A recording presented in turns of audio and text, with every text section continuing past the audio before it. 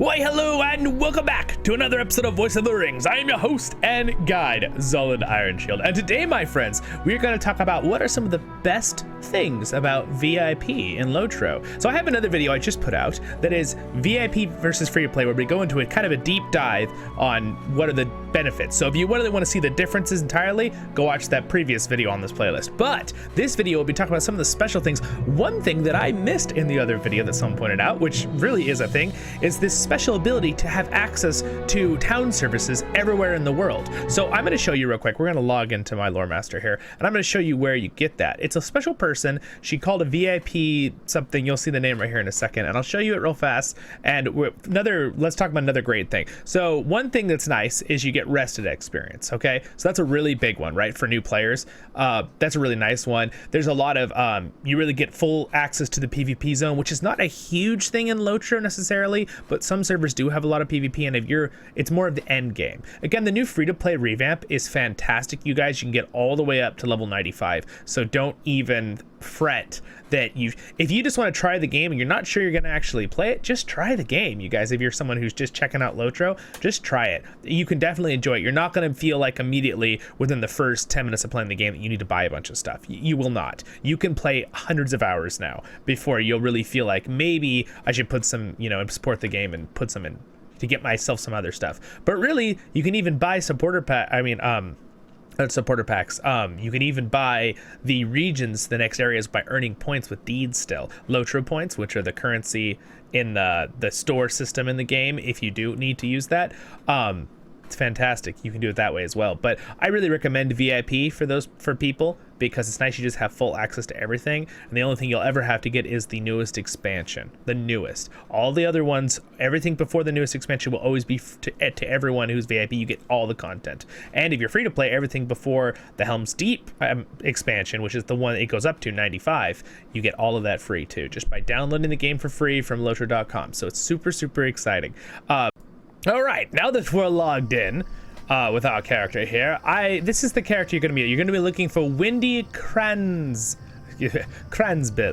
is her name. It says VIP rewards. Okay, so this is a really huge and awesome addition. Okay, by the way, another thing that is very important that I'm just going to point out real quick for this video is also the fact that the premium housing areas. So this, I want to explain where she is first, but the premium housing areas for a VIP player, if you have a premium house, which really costs these things that you can't get in game, so it's like almost real money to buy a house, that the upkeep for those houses is free. And that is compared to the regular 4 neighborhoods that are the originals that you can buy with in-game money, and they're really awesome. So you really don't have to do VIP unless you really want to, right? Neighborhoods. But the regular neighborhoods are in-game gold, and they have normal upkeep. No, they do not get free upkeep if you're VIP. But the premium housing areas, which there's 2 in Rohan, 1 in Dol Amroth, and 1 in Erebor, those are the ones that are premium houses that you have to use like real money to get with these vouchers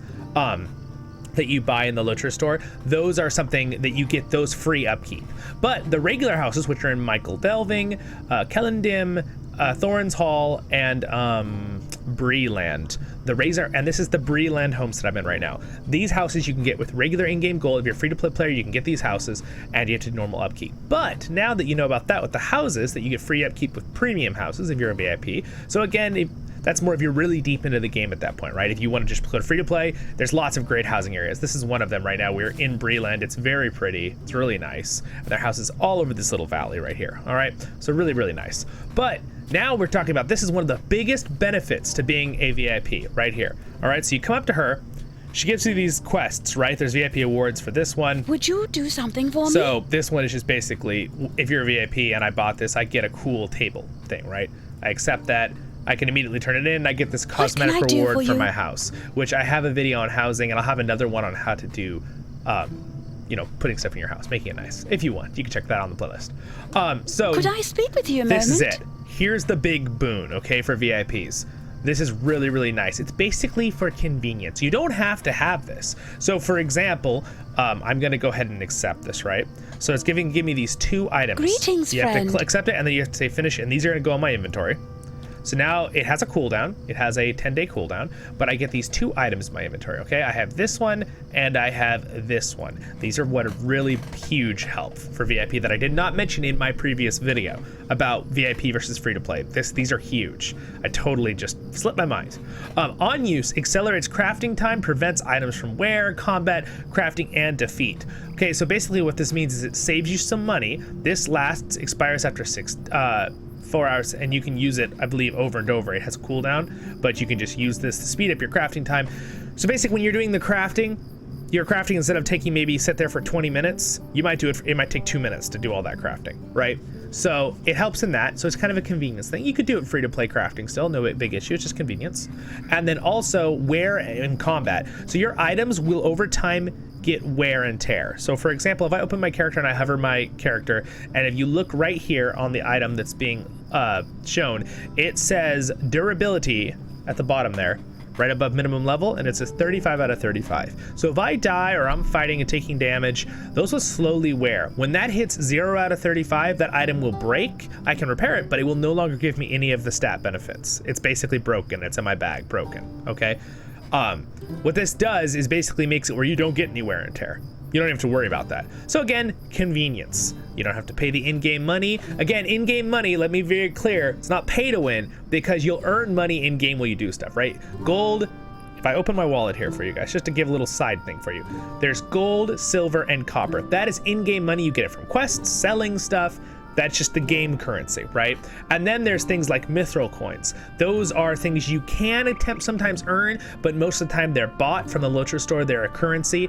And then there's like little vouchers. And mithril coins or vouchers, how you get premium houses, by side note. But gold and silver is how you get regular houses, like in the Breland Homesteader, Thorin's Hall, etc. Or Michael Delving, the Hobbit Shire.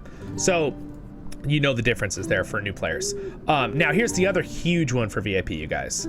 The subscriber town services. This is really cool. So what this does is if you click it, right? And it's always in your inventory. You just right click it and it brings this up.